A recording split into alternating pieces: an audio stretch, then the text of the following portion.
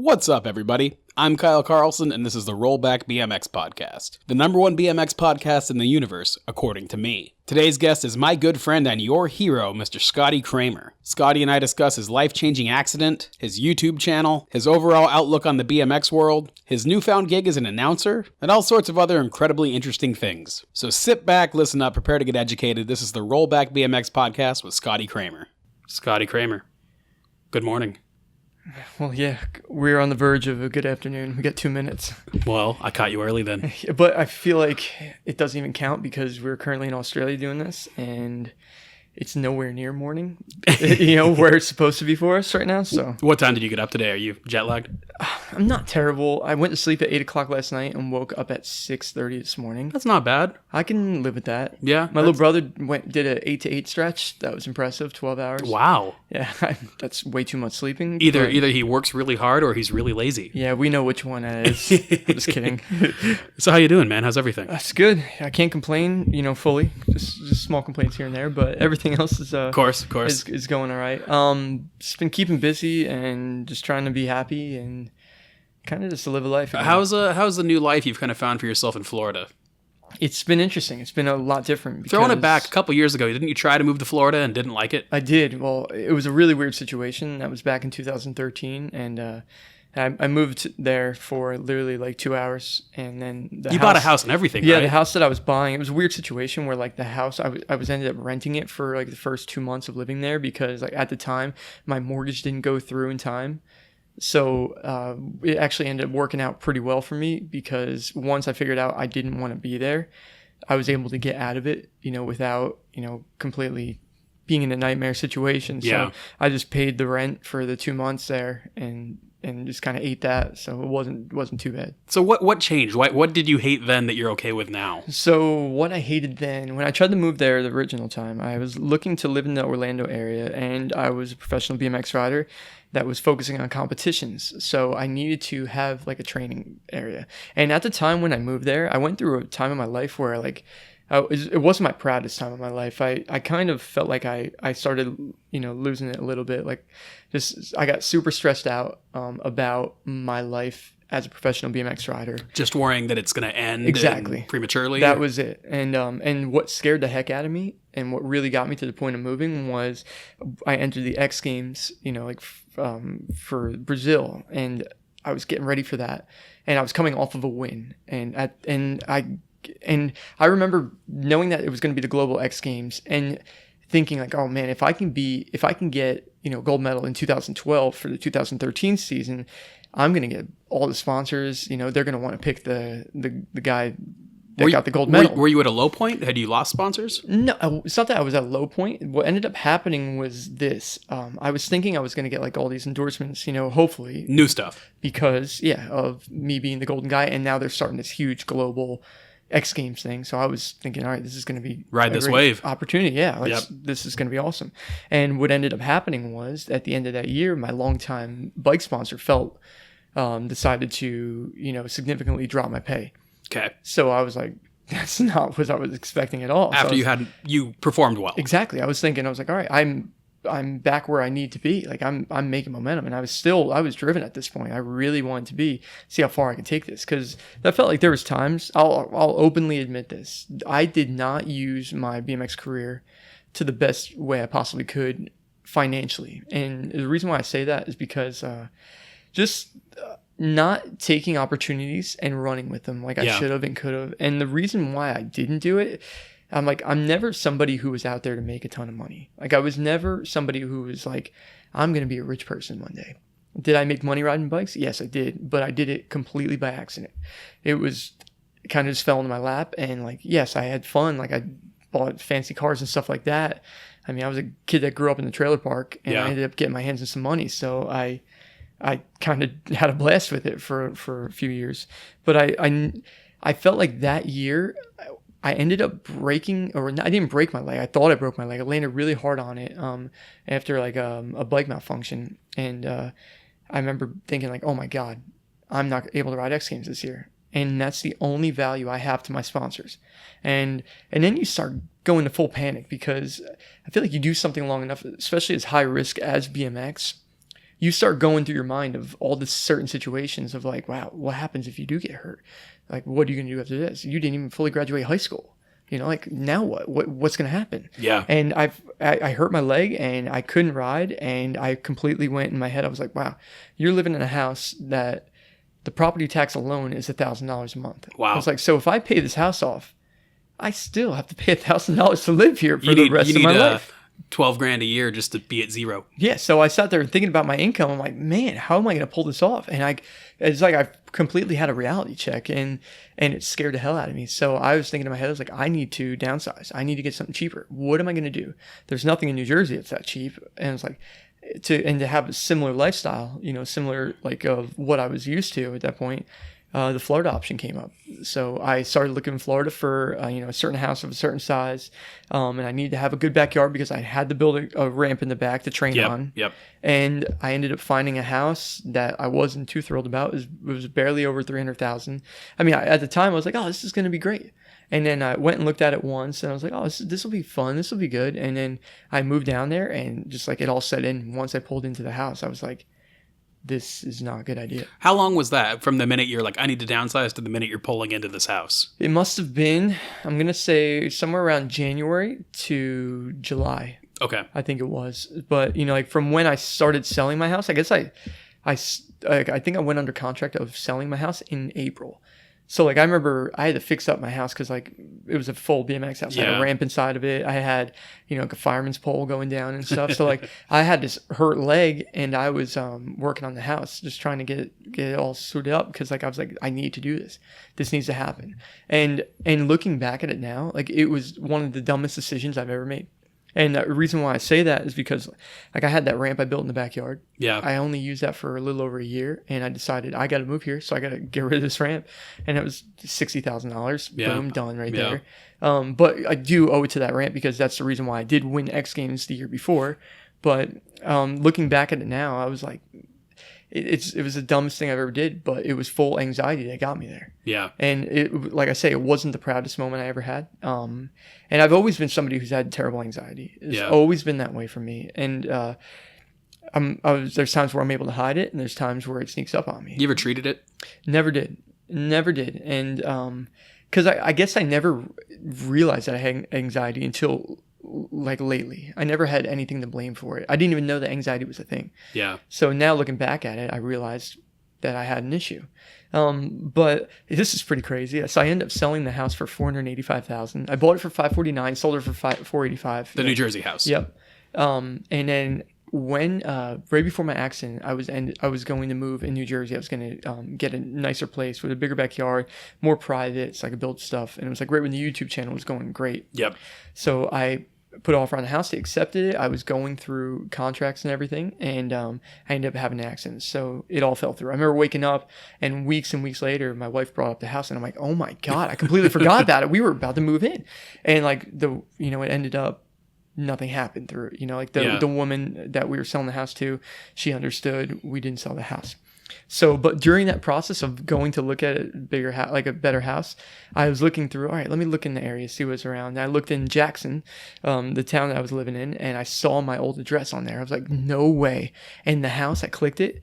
They barely changed anything. They put like a new back porch on, and they put like a little bit of like a stone area, and they had it listed for $634,000. What did you sell it for? And I sold it for $485,000. Wow. Yeah. Do you know if they sold it? I'm assuming. Right? It was up for, and the houses were selling at that point. So it just goes to show just how good I am at doing this kind of stuff. Yeah, but if you play the game, you play the game. You're a BMX rider. Yeah, I guarantee that's all I ever was, though, and I was just never good at making money. You say it like it's a bad thing, though.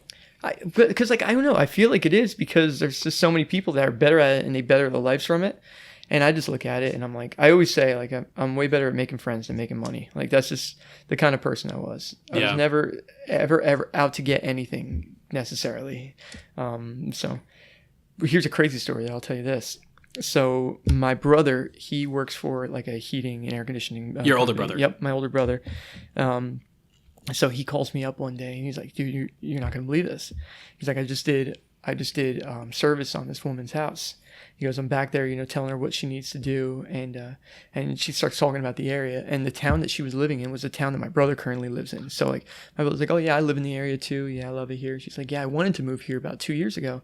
But I ended up having a terrible situation. I was under contract with a house, and the guy that was selling the house had a terrible accident.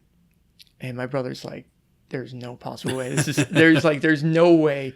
And he's like, what was the guy's name? She's like, his name was Scott. And my brother's like, you're not going to believe this, but that's my younger brother. Wow. And she's like, she started crying on the spot. Huh. Yeah. So she started crying on the spot, and she goes, I'm so sorry. She goes, I think it was my fault that it happened. She goes, wow. I had terrible luck that was following me around. And of course it followed me again to the house. And she's like, and she was crying about it. My brother's like, listen, you need to stop crying. Like, he's okay. He's back up on his feet. Everything is okay. Yeah. So, but my brother called me up, and as soon as he started telling me the story, I was like, so laid it out. I was selling my house to him, and he goes, yeah, it was. How crazy is that, though? That's nuts. It's a small world right there. It's also nuts that people can think that, oh, it's my bad luck. I feel so bad for her, like it wasn't her living bad with that burden. You Can't truly you believe that, and you're living with that burden. Can you imagine that? I feel so bad for that woman, but yeah, pretty crazy though. That is crazy. When was your accident? Was it just 3 years? It'll be 3 years, October 12th. October 12th. 2016 was the crash. How you feeling today? Feeling pretty good. You look good. There's ups and downs. Yeah, I feel the best I've been, and you still feel like you're improving? I do. You're getting more movement and everything. And like I've been like, it's hard to see because like you go through so many emotions when you're dealing with this, and it's nothing that anybody's ever prepared for, and it's just like I'm just playing new life by ear now. It's just like, I don't know what I was in for. I don't know what to expect. I didn't know what I was going to transition to. But now, like, I've experienced so many different emotions of living with this injury, and there's been ups and there's been downs, that's for sure. And like my current situation, like I had a rough winter where like I just kind of got down on myself, and like I felt like I just locked into a repeat cycle of what I'm doing. Like when I was filming the YouTube videos, like for this winter, there's times where like I just was just not like dark and depressed where like I shunning people away or I have a problem, but I just get lazy. It's almost like I accept my you're an invalid. Sentence in a way. That's how I am now. That's kind of how I got to. And like there was times where I was working out and I was feeling great, and then I stopped when I moved, just because I got so busy with everything, like of filming videos and editing stuff, and I only have so much energy that I could use during the day. Yeah. I get to go out there and I'm filming these videos, and the videos aren't easy to film if I'm walking around standing at skate parks while the guys are riding. Like, it wears you out. Yeah. And I could get home and like I just had no energy to work out, and I would just spend all my time editing. And up until lately, it's been weird because I've been in that kind of funk, and I noticed a difference. I ended up having a problem sleeping. I always sleep on my side, and I felt my shoulder blades on both sides. It happened one night. I laid on my left side, my shoulder blades started hurting. Laid on my right side, my shoulder blades started hurting. And I was like, what's my deal here? Like, why is this happening now? Out of, years have gone by, and now it's starting to hurt. And like, when sleep starts becoming frustrating, that's when, you start, that's not good for you. The simplest thing in life. Yeah, that's something that you need to recharge. You're counting on that to have a better tomorrow. And I sat back and I started thinking about it. I was like, man, I haven't been working out at all. I was like, I totally have no muscle mass right now. That's got to be it. So I started using like TRX thing, started doing back workouts, and just like that, 3 days later, no more issues with that. So that's when it registered to me. I was like, dude, you're letting yourself go. You're being lazy. You're slacking. Like, I was still keeping busy and I was doing what I had to do in my life, but I wasn't bettering my life. Yeah. So as of lately, I've been riding my bike a ton, and I've been trying to ride my BMX bike more. And you mean like a road bike? Well, not. I ride it on the road. It's a 29-inch bike with no suspension. Okay. And it's just comfortable for me to pedal, and I've been riding that a lot. And I got the Strava app. So I've been doing the same route. I press it every day when I leave my driveway. I rip this whole route, and then I come back to the house, and I started out, it was a 2.5 miles, and it was 17 minutes. Okay. And 2 days later, I think it was, I dropped it down to 15 minutes. Oh, wow. And then 2 days after that, I dropped it down to 13 minutes and 45 seconds. And then I was thinking in my head, like I got to 13:29, 13:23, and I was like, if I can make it under 12, I was like, that's going to be my goal. I'm going to set that, and we'll see how long it takes me to get there.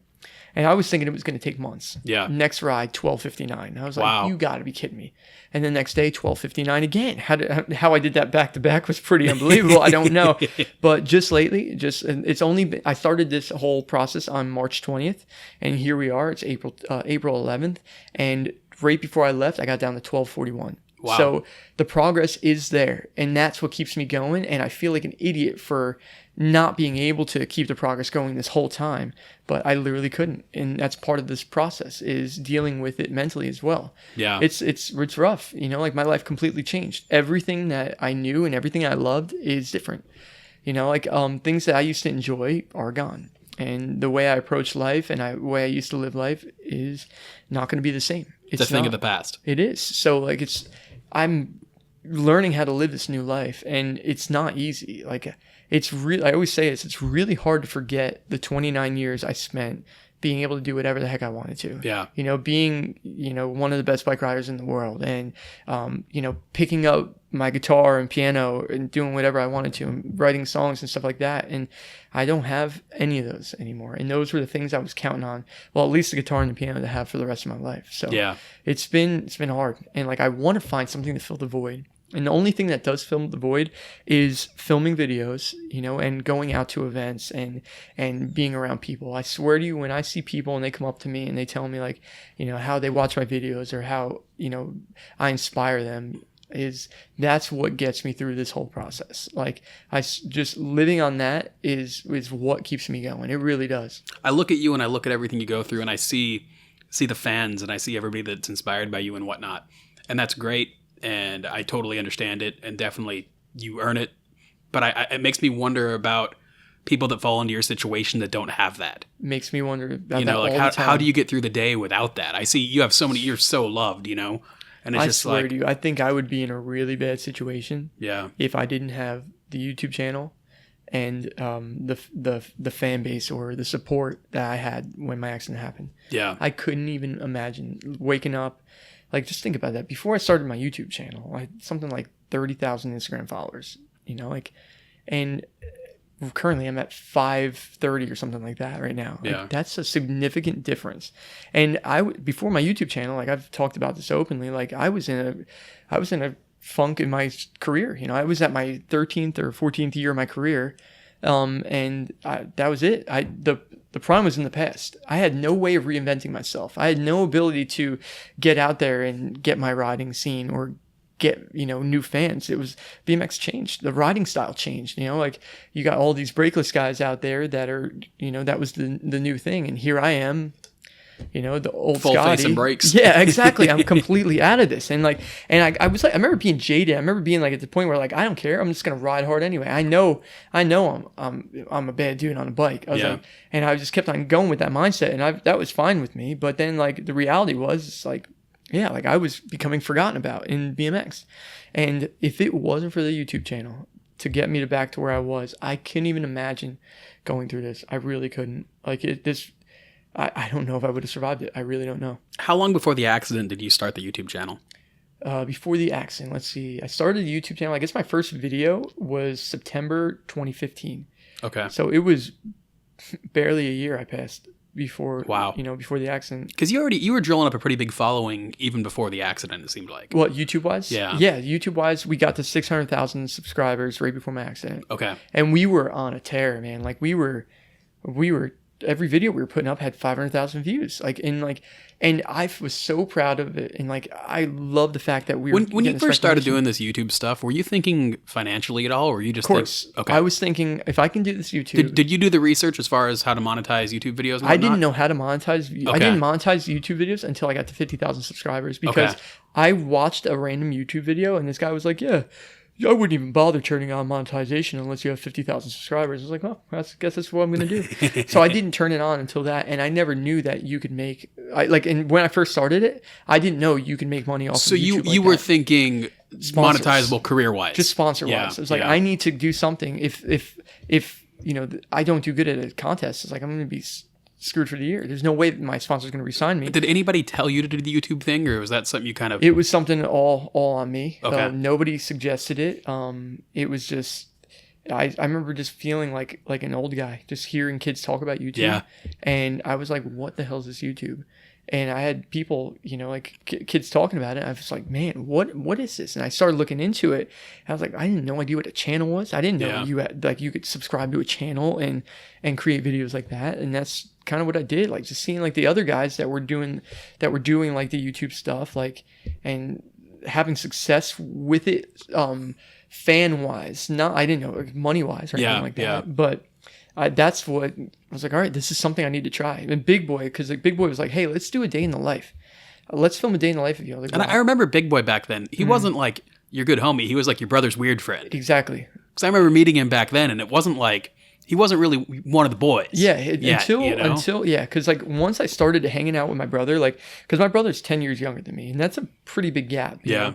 So until we were, Big Scott has longevity when it comes to apparently, intercourse. It's pretty crazy. So, so my little brother being 10 years younger than me, like, I felt that, like once he got to like 15, 16, we were kind of like at that mature level where it's like, all right, we can hang around each other. Yeah. And that's when like I started riding with my little brother on a daily basis. So then Big Boy was hanging out with my little brother, and like I couldn't stand Big Boy at first. he was just a weird person. Like, just he wasn't a great kid. He was just lost and but he was a child. You're allowed to be lost when you're 14, you're 15. Totally right. You and know? like I remember I sat down with him. I took him outside and I said, "Listen, dude, you got to clean this up. It's like, you don't need to be a-hole to everybody." I was like, people don't need you to, like, people like you without being that. Yeah. I was like, you don't need to impress people by being a jerk or, cracking jokes or messing with people or being negative. And he looked at me, he's like, okay. And then that was it. That's awesome. And that was it. He just took it up after that. So, and then from the YouTube videos of filming with the guys, because like when Big Boy asked, back to the whole day in the life thing, I was like, why would I film a day in the life? Like, nobody's going to want to see that. He's like, no, we'll just film what you do during the day. I was like, who's going to watch that? I was like, I had no idea that stuff like that existed on YouTube, that people were interested in. No idea. So, and then like, it might have been like 2 weeks later, I told Big Boy, like, at this point we were riding with him on a daily basis. And I told Big Boy, I was like, I'm buying a camera and a computer and I'm going to start a YouTube channel. And he was like, yes. He was so psyched. He's that right demographic. He knows. He knew it. He knew all the stuff about YouTube. He followed all the channels and whatnot. Yeah. So, yeah, that was pretty much it. Yeah. Are you still enjoying it? You guys work your asses off. You put out a ton of content. We do. We're at 5 videos a week right now, and I'm editing all of them. You were at 7 for a minute, weren't you? It was, I swear to you, like, as much as my accident sucked, as much as it changed my life terribly, I'll tell you how good it felt. It was like the only good feeling to wake up and be like, wow, I don't have to edit a video. I was like, this is kind of nice. I was doing 7 videos a week. I was writing the videos, filming the videos, coming up with the ideas of the videos, editing the videos. In a perfect world, if you had never crashed, were you trying to live that lifestyle and continue competing also? I was going to do my best, yeah. Like, especially so heavy. Now. It was a lot, yeah, of course. But, like the YouTube thing started outweighing the competition side. Yeah. I don't know where it would have gone, but I'll tell you what, if I was still capable and the Olympic opportunity came out, I would have done whatever I could to have gotten an Olympic medal. I would try whatever I possibly could because, like, I've always been a huge fan of the Olympics. Yeah. I always thought the Olympics were, like, such an awesome event. And, like, it was such a huge event. And if we had the opportunity to be in there, I was going to do whatever it took. Yeah. And I remember laying in my hospital bed and my dad being like, oh, it looks like for 2020. Parks in the Olympics, and I just sat back. I was like, of course it is. It's insult to injury. Yeah, exactly what it was. Like, I'm happy this happened, but god damn it. Yes, I was bummed. I was bummed about it, but there's nothing you could change. It is what it is. Yeah. For the foreseeable future, you want to keep the YouTube thing moving forward? Of course, it's part of my life now. I love doing it. I love traveling the world and having people come up to me. How do you explain that? Because I've known you a very long time, and you were not a traveling dude. Yeah. You didn't like going on trips. You wouldn't go to contests out of the country. Yeah. You were pretty stubborn about it. Now all of a sudden when you can hardly walk, you're like, yeah, send me to China. This is going to sound crazy, but it was the whole riding thing. I'm not riding now. Like, I want to go do stuff now. Like, I want to be part of it. Riding was stressful as hell. Riding was, as much as I loved it and I loved the position I got to, it was a hard job being a professional BMX rider. Yeah. I knew that there's so many different aspects of it. I knew that every time I got on my bike in front of somebody was going to judge me. Yeah. And I knew that in my head. So like if I knew if I was going to go ride somewhere overseas, and like I had bad experience of like I remember going to Simple Session in 2008, and I didn't get any practice at all because like I was such a nice guy, and everybody's just out there just flying out. They don't care at all. They're just dropping in, and I was just such a nice guy. I couldn't drop in on anybody. Used to these X Games practices with 8 other guys. Exactly. And, So like I did terrible at these events for that, and I felt like showing up at these events, it was embarrassing for me because like I'm riding these events and I'm not giving you guys exactly who Scotty Cranmer is on a bike. Yeah. And that was one reason. And I was always terrified of getting hurt overseas. I remember, I guess I watched like movies or something like that and seeing like overseas hospitals and thinking like, oh, I could be stuck in a hospital where I don't know what they're speaking. Yeah. I was always terrified of that as well. So now I don't have any stress when it comes to that. Like I remember getting on the plane to commentate my first X Games, and I'm flying there. I'm like, I haven't felt excited to go to X Games Ever. And I was like, this is going to be great. I am so excited to watch all this. It's like, I remember because I was stressed so much about X Games. My whole life would revolve around what I was doing that weekend. Yeah. And leading up to it, I'd be watching X Games videos, getting excited about it. I'd be training my butt off, trying to do whatever I could to, make sure I was ready for it. Studying that piece of paper that the course was on like it was the Bible, man. Like staring at that thing, coming up with game plans, and then realizing as soon as you get there that it's not anything that you expected. All these lines don't line up. Yeah, that thing lines up like it did on paper, and then completely restarting. And like that was a very stressful lifestyle living that. Yeah. Yeah. Do you miss it though? I do miss being able to ride my bike and doing the crazy tricks. I do miss that. And like the opportunity to go to X Games, like the fact that like I was tied with Dave Muir for the most park medals.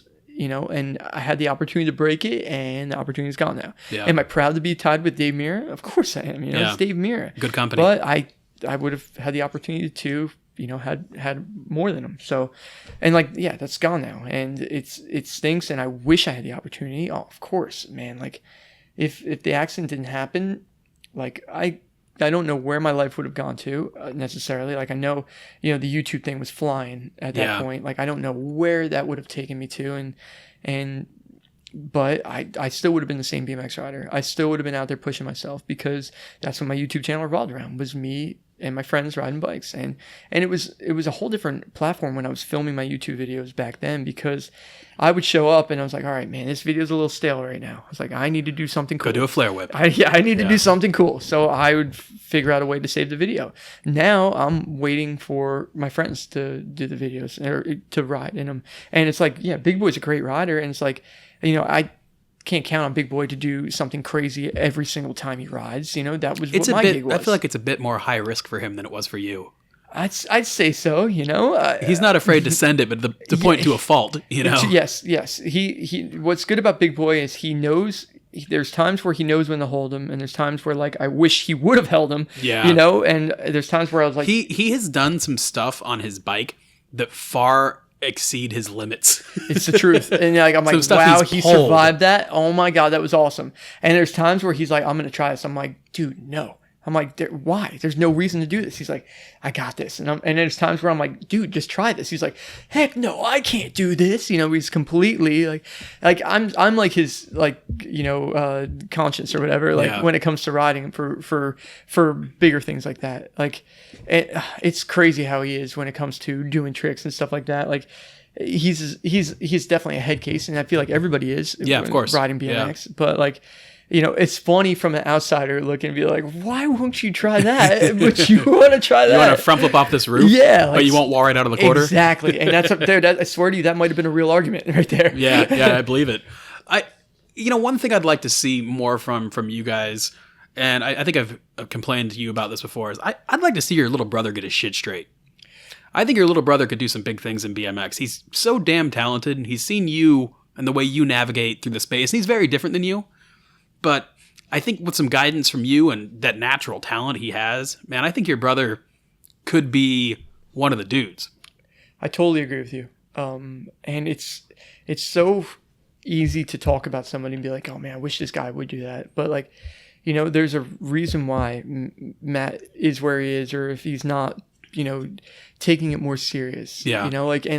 you can't force somebody to do it, you know? And it's like, if somebody's content doing what they're doing, you know, and which he is, my little brother is completely content being the rider that he is right now. So I can't be like, oh, Matt, you should be change. Yeah, exactly. Because that's trying to tell somebody how to live their life. No, you're exactly right. But yes, there's times where I'm like, man, my little brother is a I see great rider. I see that potential. And you see it. And me and you both, we've had this conversation about my little brother. And I know, like, yes, he's a skilled bike rider. Incredible. He is very, very solid.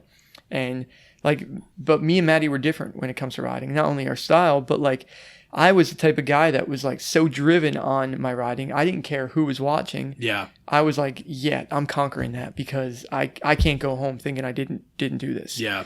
And like my little brother, he's a little more laid back. He's, you know, he's sometimes okay with, you know, all right, that's good enough for today. And like, that's the difference with us. And it's got to be hard for him because he grew up being my younger brother his whole life. And as there's so many ways you could take that, you know, and it's like, I couldn't imagine like, you know, having an older brother that's like, oh, I'm going to do the same thing as this guy. But that guy was really great at doing it. Yeah. And what am I going to do? Live up to expectations? Like, do I pass him? Like, it's got to be hard. At what point are you your own guy, and at what point are you Scotty's little brother? It's the truth. Same with like Anthony and Ronnie. You know, Ronnie broke out on his own. He did. Yeah. But for a long, long time, he was on the flow team, and Anthony was on the pro team, and all this. And that's why I was so excited when Maddie quit Hyper and stuff. Was like, good, you know, like regardless of opportunities and what he's going to get, just be a different dude. Yeah, and he did. And let's be honest, that's the reason why he did it. Yeah, that's exactly why he did it. And I just, not that I would say, you know, like, or be like, why would you do that in a way? Like, I get what he was trying to do. And me personally, like, yes, I would love to see my little brother take more opportunities riding his BMX. Yeah. Like, I'd want him to put certain things aside and take more opportunities doing this while he can. Because, you know, it doesn't last forever. And like when he shows up at these events, you know, we're currently here at the Vans, you know, Pro Cup, and he loves this event. Yeah. He takes this one serious. Like I would like my little brother to be able to ride more. It sucks that we don't have the skate park anymore. Yep. That's a big issue. Like we're gonna build ramps at his house as soon as I get back to New Jersey. We are doing it, so he'll be able to ride that, and hopefully that'll excel him further and get more confidence to do bigger tricks when he comes to these events. Yeah. So it stinks not having the skate park. That's a crappy situation. It's like the worst thing in the world. It's a crappy situation because you know how great it was to have it. I know. You know what I mean? It was such a lucky, perfect thing. It was amazing. I don't know how my dad pulled it off, but having that place like for that 18 years was the coolest thing. It really was. How's the scene back there? Do they have anything new, or is it kind of... There's no new parks showing up, like indoor ones or anything like that. They still have some outdoor parks, but New Jersey's not known to have good outdoor parks. Yeah. We have majority prefabs, and a lot of them don't let bikes in. I think there's, like, as concrete parks with bowls, I think there might be only like 2 or 3 in the whole state. And Brian Foster already fucked all those up. Brian Foster took care of that place. Yeah, but like that, and that park is like one of the only ones that lets bikes in, that and like Maple Shade. Yeah. And it's a shame. It really is. Has the shop taken a hit since the park closed? Well, yes, when it comes to scooters and BMX stuff, it did. But since we opened up our online store, things have been going awesome. Like, because at skate park in the winter, this is how it used to work for us. Like, the skate park in the winter would be busy because people can't ride outside. Yep. Skate park in the summer was always slow because nobody wants to be inside. Yep. Bike shop in the winter, dead. Nobody buys anything. In the summer, it went great. So now we had 2 businesses that were keeping each other open, that were on the opposites. So when the skate park closed, we were like, oh crap, now what? But in a way, it's like we were taking money from the bike shop to keep the skate park open. That makes sense. There as well. But since we opened up the online store, like, this has been so cool. Like, just seeing like all these like hyper jet fuels going out like on a daily basis that we're selling all over the world is awesome. So cool. Who's running the shop? Is it your mom? So my mom so ever since we opened it, you know, like I was like the guy that put the money into the shop. Yep. And my parents were the ones that ran it. Yep. So like we split it 50-50 on that, and that's how it's been. My wife, when we go back to New Jersey, she's like, you know, like a store manager in a way. And she loves working. Is your mom doing all the online stuff as well? She is, yeah. Nice. So they're doing the online stuff there, and like, you know, we got the guys like Brooklyn, you know, from the channel who works there full time. That's what he does. And it's been great though, having the online store and seeing all these bikes going out during the winter, having, actually bikes being sold instead of being like waiting for the weather to finally Do you attribute a lot of that to the YouTube channel still? 100%. Are you saying buy this at SCBMX? I do, but I don't do it to the point where I only do it to talk about certain things. I won't do videos and be like, every time, all right, go buy from my store. It's not a full-on ad. And I've never been that kind of YouTube guy. When I started my channel, I wasn't thinking, wow, this is going to be great. We're going to start merch. This is going to take off. Like I said, I didn't know you can monetize or make money off of it for a while. The whole merch thing, I hate that term, but like, dude, I don't follow the YouTube stuff too heavily. It's just not my thing. Mm-hmm. But I've always really appreciated the fact that I don't think it's your thing either. It's not. And all these people that do it are so in their little community and, I want to collab with you and my merch here and stuff. And like, you're just doing your shit, man. I am. And, as much as I'm like, yeah, it's awesome that Kyle sees the real me. And it's like, I've also known you a lot longer though. You're right. But then the YouTube people probably are thinking like, man, I wish this guy would, be one of us. I remember being at your park, and I won't say the guy's name, but there was a YouTube dude there who has a gigantic following. And he was I could see he was fanboying on you. And I think he has a bigger following than you, but it was kind of like, we should collab and blah. And you just couldn't fucking be bothered. You did not give a fuck. I know, and it's and it was crazy. It was pure though. It was pure because you were just like, that's not who I am. Yeah, you know what I mean. And it's so crazy because like I get so much crap for this. Like when it comes to, you should be collabing, you should be doing this, but like you're saying, it's not. When I started this YouTube channel, it wasn't for that. I started this YouTube channel to get my riding out there, give myself a chance to be seen again, and get my friends to be seen. And what it's turned into is like, this is awesome.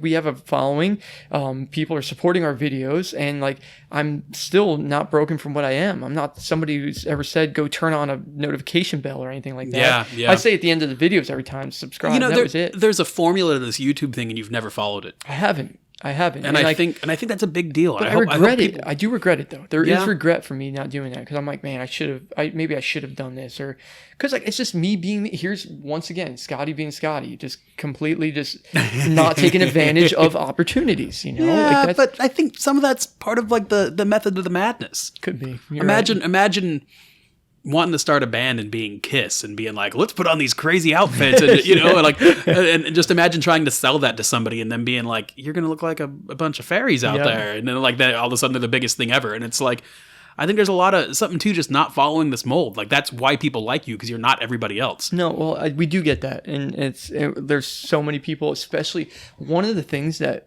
means the most to me about my YouTube channel is having so many older BMX riders come up to me and say that they enjoy watching our videos. Yeah. Because now I know. I was like, that's what I was going for. I wanted respect from BMX. I didn't want to go out there and just, like, make a channel that was going to like sell out in a way. Yeah. You get what I'm saying? Even in the BMX YouTube, there's so much clickbait bullshit. And that's why I didn't want to do. Like all this stuff you guys do, even though I don't follow it, it's all like the stuff that I watch. None of it's like stupid. It's all just like, okay, they're out having fun. Mm-hmm. And I've been around for some of the videos when you're doing like the long jump and landing on nails or like or games of bike and stuff. And it's like, this is cool. Yeah. Like, you're probably not going to get my attention for 15 minutes to watch this, but being around it, it's like if somebody was like, is this an accurate representation of BMX? I'd be like, you're goddamn right it is. Oh, thanks. I really appreciate that. And because that's what my goal was. I did not want to do, that was never my goal. It's not even like that was an option to do it. That's just how I went about it. And the fact that the channel caught on and made progress that way, that's what I'm the most proud of, I'd say. Yeah. Of your whole career? Well, not my whole career. Got some medals and stuff that are... But like YouTube-wise, I'd say, about the YouTube channel. Proud of, BMX career, there's so many things that I'm proud of. Yeah. And I'm grateful to have all those opportunities of getting my career to that level, of being proud of these things, whether it be inventing all these tricks and, making a name for myself as a professional BMX rider. Was there a moment when you felt like you'd kind of made it?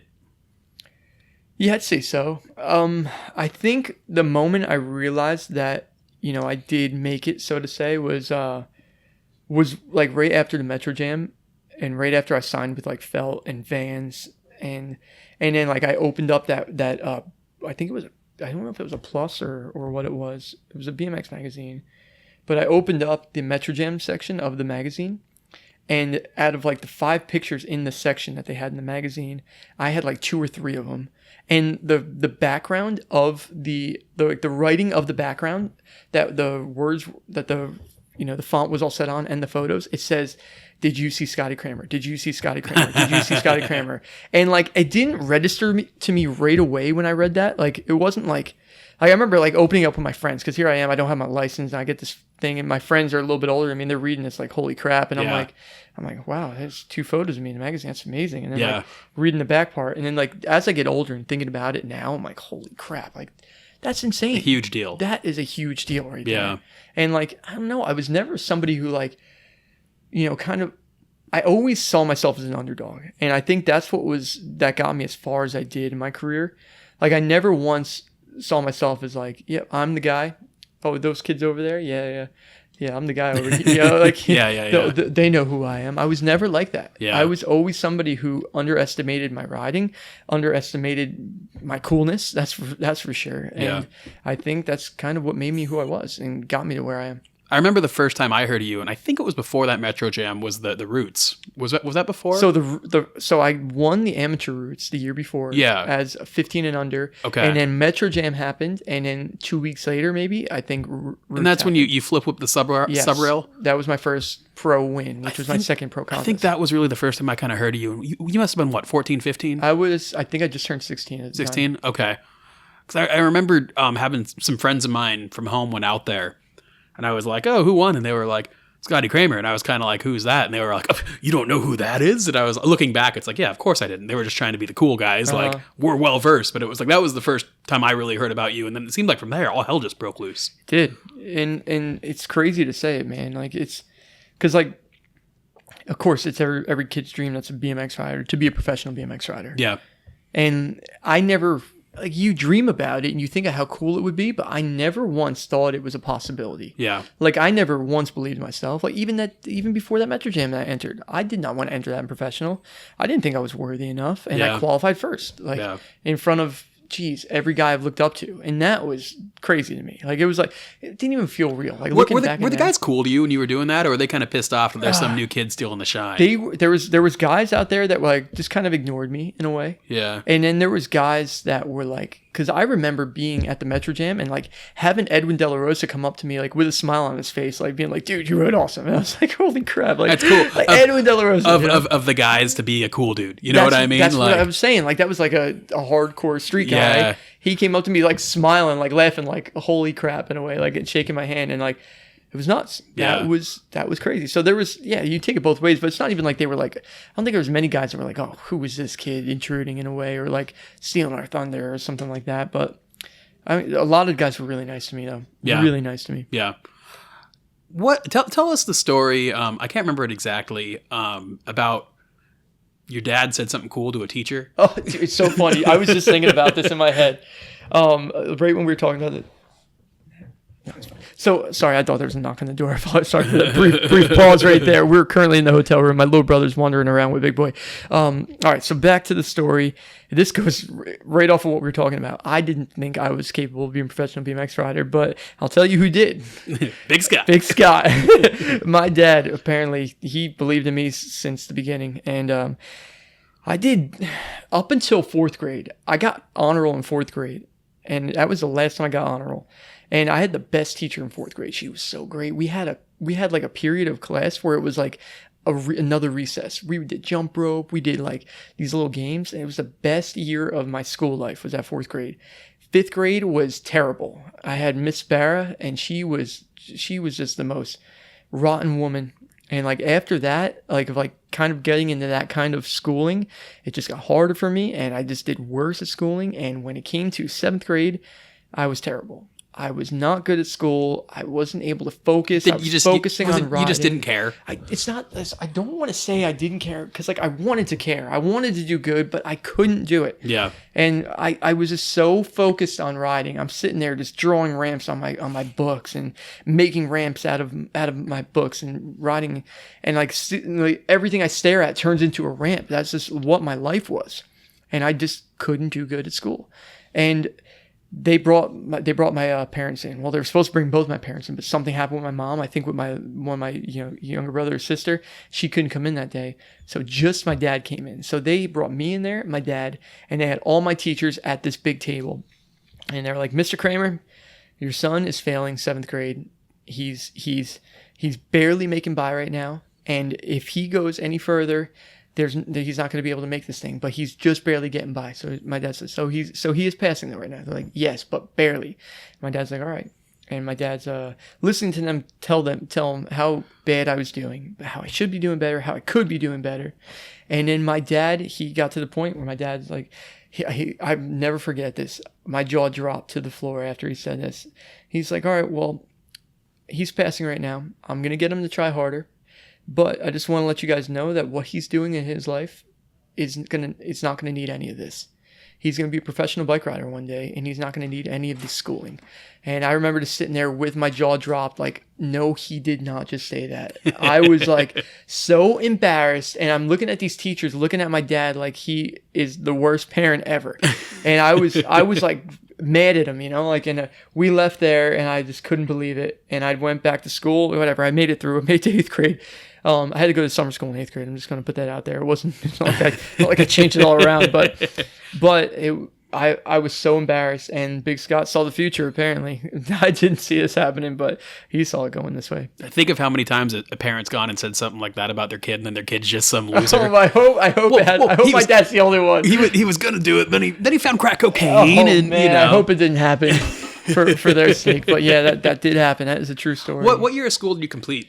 How far did you go? I got to junior, and I lost my credits because I had to travel the world being a professional BMX rider. There you go. It was terrible. I'm not proud of that. Yeah, I know, but at the same time, you kind of you got to run with it, man. I know. And I did. And you look at you talk about yourself and your, I think hopefully you've overcome that, but like with the YouTube stuff and whatnot, and just understanding missed opportunities and just overall being a part of marketing and whatnot, and having to be out there and having to focus and having to put all that in, on top of the fact of now that you're kind of curating all this content, so much content, like you have a lot of skills. Like if the YouTube thing got everything's demonetized and all the sponsors didn't want to re-sign you, like especially through the YouTube thing, like you have a lot of skills that could roll over into a lot of fields. I don't know if you realize that, but I haven't really thought about that. I think it's a pretty crucial thing that you need to keep in mind here. This isn't free money. Like you're earning it, and you have a cool method to earn it. But if not, like, I mean, I just think about like even what I've done in the BMX world, and it's like it's hard to turn over as much content as I do, and you guys turn over more, and you're kind of the ringleader of all these. And you basically are a manager with all these guys that work for you, and you need to have a pretty fast turnover on a pretty involved product, You gotta kind of look at what works and what doesn't work, and you stay true to what you do, but it's all brand building, and I think you've done a great job, and I hope you realize that. Oh, well, thank you. I really appreciate that. If the shit ever hits the fan, you're gonna be okay. Well, thanks, Kyle. It might not be as fun. And like I always hated that question, oh, so what are you gonna do after BMX? And I was always like, shut up, stop asking me that, because I don't have an answer for you. Yeah. I don't have a game plan, and I always hated that, and it's like. And I'm still part of BMX. Like, yes, I'm not riding. I'm riding my bike. There's so much more to BMX than riding, though. It's a life, man. It's a lifestyle. And what you're giving to the BMX world is so much bigger than so many top pros and brands and whatnot. It's like you're giving to that experience, and it's all about the experience, No, I'm really grateful to be where I am right now. I'm so proud of where my life is. I am. And I'm going to try to make the best of this and just keep having fun and kind of just keep on going with the future and see what happens. I look at the way you've kind of approached this YouTube channel, and I throw it back to like what Mike Spinner has done with his sports nutrition company. And Mike started this brand from nothing, and now it's huge. It's worth, tens of millions of dollars. It's in stores all over the world. It's a legit big successful company. And Mike attributes all that to like the focus from BMX and the marketing stuff he learned from working with Brad Lusky and working within the BMX world. He just kind of applied that to a different industry, and it all took off. And I think you took that same focus to the YouTube side of things. And I think you've put that same focus there that you've put on to being a pro rider and whatnot. And that's why it's successful. Well, I'm not going to shy away and say that I didn't work my butt off to do everything. Absolutely. I definitely put the effort in. This doesn't happen accidentally. No, you're right about that. You are. But thanks. I really do appreciate that, man. I really do. Totally changing gears here. What would you think about, I know you have a lot on your plate right now, but if the opportunity ever arose to take some sort of coaching role, perhaps with the Olympics and whatnot, you have an interesting formula that worked for you and you kind of did things on your own page, but I think you have a great analysis. I think you can sit back and watch and understand what people are thinking and what they're going through. You know how to address the anxiety. What would you think about anything like that? Man, it's quite interesting. I think it's cool. I definitely think it's awesome. Currently where I am right now, I don't think I could fit on my plate with all the YouTube stuff and whatnot. I mean, down the line. But down the line. Is that something that would interest you or not? Down the line, I could see myself being interested in something like that. I think the Olympics are awesome, like I said earlier. And to be a part of something, so epic like the Olympics, I think that would be really cool. But yeah, I could see myself doing it. I definitely could. Have you, I know you expressed some interest. Have you pursued announcing the Olympics at all? Well, I think hopefully my agent will be able to talk to some people about that, to hopefully down the line. Me, I wouldn't even know who to talk to about that. I don't even know. I know some people. Maybe we can call Mr. Olympic up and see what he says. But I truly don't know, but I think I make it pretty clear that, I want to be a part of that. And I would love to. You have a bigger role announcing X Games this year, correct? Yeah, doing a lot with X Games this year. And, is this something that interested you before the crash, the announcing? I was always a huge fan of sports analysts, so to say. Me and you, we talk about UFC all the time. Yeah. I absolutely love watching UFC. I love hearing the different analysis, the different analysts go. Hearing Joe Rogan, oh man, he's amazing at what he does. Yeah. And I love watching NFL. I love hearing how they break it down. Even I look at how Tony Romo is an analyst now. Similar to how I was. He was a top quarterback and now he's an analyst, and I was top rider and now I'm an analyst. And we look at things completely differently than the rest of the people. I love watching Dominic Cruz on the UFC side. Great. Him Dominic and Cruz is so good. Drawing a blank, UK guy, Mohawk. Hardy. He's incredible. Yeah, they break it down really well. Yeah. But I think Dominic Cruz is one of the smartest guys when it comes to being an analyst. And I try to take what I see and hear from those guys and how they break it down, my favorite parts of what registers to me, and I try to take that and put it into BMX. Yeah, which is awesome. Yeah, it's been a blast. I really enjoy it. Apparently, you're good at it. If X Games wants to give you more work, yeah, no, it's been great. With the passing of Kevin Robinson, and I'm doing the vert, and I got big shoes to fill, to say the least. Yep. But doing the vert in the big air. I think Kevin would be really psyched to have you doing it. Yeah, I think he would too. Kevin was a great guy. Love Kevin, and I'm honored that they asked me to do it. Yeah. Well, don't blow it. Yeah, I'm going to try not to. I'm really going to try not to, but it's been a lot of fun. It's been an awesome experience. We've got an event to get to, so I'm going to leave you with one last one here. Who's your favorite BMX rider of all time? My favorite BMX rider of all time? This is so difficult. I have so many favorite ones. Yeah, but you have to name one. How about this? I'm not going to give you my favorite one of all time, but I'm going to give you my favorite that pops into my head right now. That's perfect, because that's your real favorite. John Heaton. That's a good one. Yes. Because I love John Heaton because he was a smaller guy. Yeah. He rode a similar bike setup than I did when I was coming up. Yep. I freaking loved McNeil. Yep. And his ability, his tricks, his massive foo-fa-noos. Do you remember it was an old maybe backyard jam? He did a flip to wall tap on a slanted wall. Yes. I like when they do the flip to stalls on subs. Oh, People don't do that shit Nobody anymore. does it. Really. Yeah. I mean, there's only a select few guys that do that, but Mark Webb will throw it out once in a while. Mark definitely is the only guy that comes into mind that would do them consistently like that. But yes, John Heaton for doing that back in the early 2000s, insane. So yeah, let's go with John Heaton. He was one of the first pros I ever met. Was he really? He was in town on a tour called Hit and Run. I don't know if you remember that. It was him, Jim Solinsky, Colin Winkleman, Micah Kranz was on it. It was a weird. I don't know.